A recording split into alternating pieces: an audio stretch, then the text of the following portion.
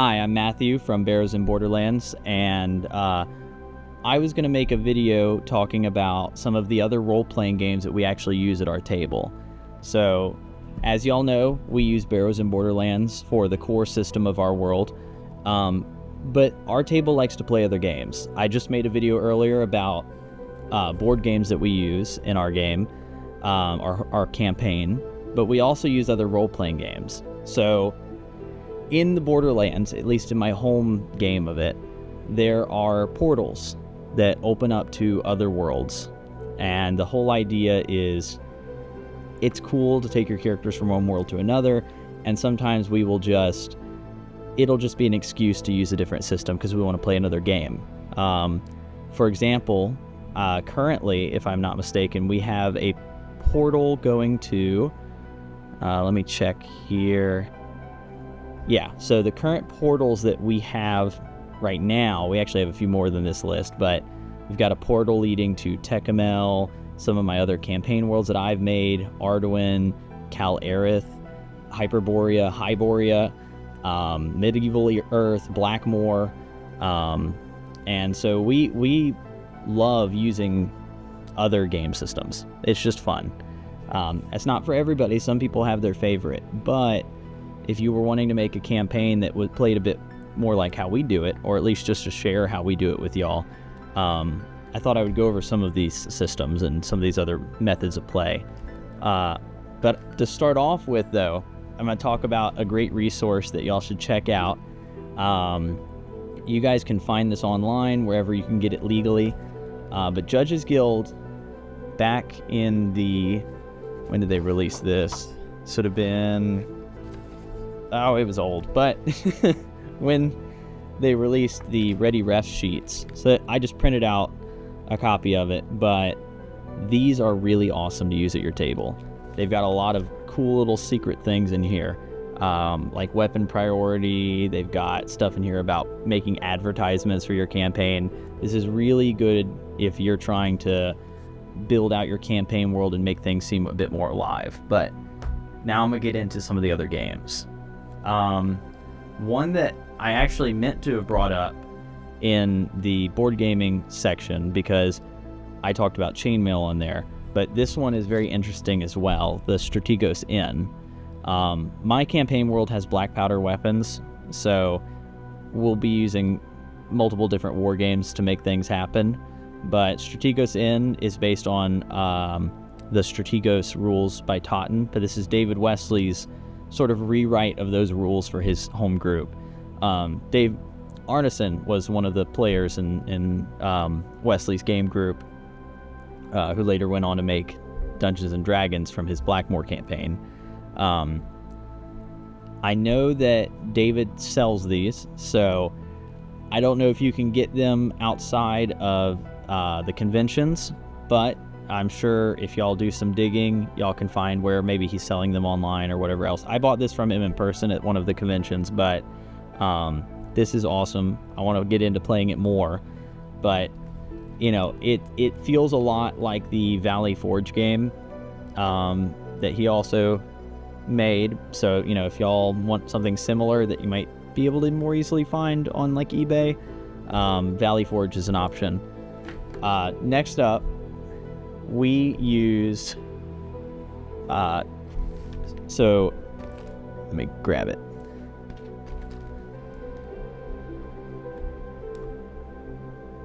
So one of the portals that we use in our world is an excuse for us to play Hyperborea by Jeffery Talanian. This is an excellent game. So I've got the leatherette copies, but you guys can get PDFs on drive-thru. I kind of recommend buying them off of the website. It's hyperborea.tv. Excellent game. I mean, this is my favorite sort of AD&D style game.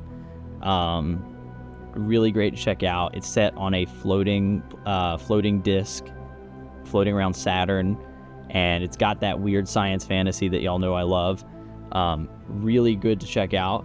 And what we do is when the players wind up transporting themselves to Hyperborea, we'll just use the Hyperborea character sheets. A lot of these games, I just make a call as the referee as far as do you get to keep your same level Or is magic different? Maybe the magic user has to drop back to first level. Maybe he's just a fighting man at this point because magic might work different in that world. Who knows? You could even argue the same thing for the fighting men. Maybe they're not as good at swinging their sword in this new world. Maybe gravity's just a little bit more or less or anything like that. So that's a referee call. We change it up depending on what we're trying to play. But Hyperborea is really good. Next up is Arduin. So Emperor's Choice has this on their website, the Arduin Trilogy. This is based on Dave Hargrave's 1977 sort of house rule set, OD&D mashup. It's like, I think Daddy Rolled a One described it as if D&D went heavy metal, and that's exactly what it feels like. I see stuff like this, and it's just excellent. You can either get the rule system, but you can also pick up, they have a series called The Vault of the Weaver on their website, and those are just adventures that Hargrave made, and they've got them collected, presented quite well, and you can go pick those up. I love running those adventures in Barrows Borderlands. And they've also got metal miniatures on their website, so very excellent to go check out. The next one is Empire the Petal Throne. So I love this rule system. I know there's a lot of drama about M.A.R. Barker, but I'm not going to get into all that drama. The game is fun, and the setting is really cool. So I have a portal leading to Tecumel in our home campaign, and once again, it's just an excuse to play another system for a little while. This feels like OD&D if it went in a different direction. So you roll D100s for stats. It has all the magic is based on psychic powers. It's more a Southeast Asian culture set on a world separated from the Imperium, and they sort of reverted back to an earlier technological state. There's aliens, there's all kinds of weird, crazy stuff, and you guys can find this pretty easily on DriveThruRPG. The Tecumel Foundation has preserved a lot of it. This is the 2017 reprint version by the Tecumel Foundation. It's the same words on the pages, and then they just add a little bit extra at the end. So y'all should check this out. I just printed mine out and then bound it. But y'all can just run it as a PDF or whatever else you want to do. Great game. All right. And next up are some of the adventures and supplements that I like to use. So one of the really cool ones that we worked into our home campaign, because we were running in our home game with the Egg of Kut and this evil entity from the Dave Arneson's Blackmoor campaign had found its way into our campaign. And so I picked this up at DaveCon as well. And this is Robert Kuntz, Into the Wild Blue Yonder. And this is by the Fellowship of the Thing. So if y'all go to their website, Fellowship of the Thing also did Secrets of Blackmoor. So that documentary is really good. I recommend you check it out. I know the guy, Griff Morgan, also has a YouTube channel called The Informal Game. That is like a masterclass for new players and new referees for just playing really anything. It's system neutral. He uses a lot of original D&D, but whenever I have a new referee in our campaign, I have them watch those videos and check them out. So if y'all have not seen him yet, he is excellent. You guys got to go watch that. But yeah, this is a really cool adventure. It kind of takes characters down into the underworld. It's a high level adventure too. Very, very cool. There's some excellent art in the book. And yeah, it's fun. I mean, it's not super long. It kind of talks a bit about the history of Dave Arneson's group and going back to that Blackmoor era.